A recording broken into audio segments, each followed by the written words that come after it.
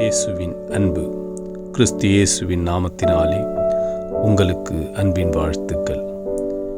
ஏசாயா 43 அதிகாரம் 13 சொல்லுகிறது, நாள் உண்டாவதற்கு முன்னும் நானே இருக்கிறேன், என் கைக்கு தப்பிக்கத்தக்கவன் இல்லை, நான் செய்கிறதை தடுப்பவன் யார்? பிரியமானவர்களே, கர்த்தர் செய்கிறதை தடுப்பவன் ஒருவனும் இல்லை. நாட்கள் உண்டாவதற்கு முன்னும், காலங்கள் உண்டாகிறதற்கு முன்னும், உலகம் தோன்றினதற்கு முன்னும் கர்த்தரே இருக்கிறார். அவரே உன்னை தன் உள்ளங்கையில் வரைந்து வைத்திருக்கிறார். உனக்கு உண்டானதை அவர் நிறைவேற்றுவார்.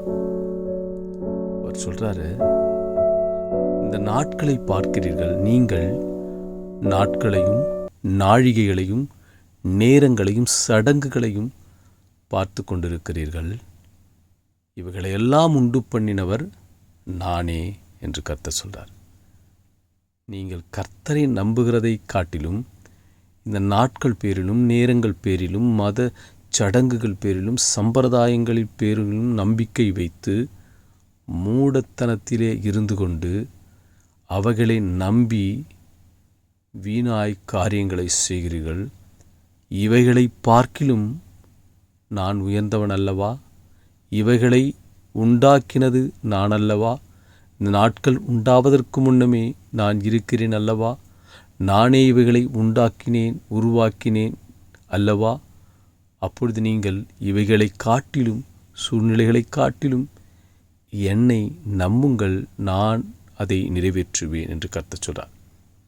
அவர் சொல்றாரு, என் கைக்கு தப்புவிக்கத்தவன் ஒருவனும் இல்லை. கர்த்தர் செய்கிறதை தடுப்பவன் ஒருத்தரும் இல்லை. நம் வாழ்க்கையில் கர்த்தர் நினைக்கிறது நிறைவேறும், அவர் சித்தம் நிறைவேறும்.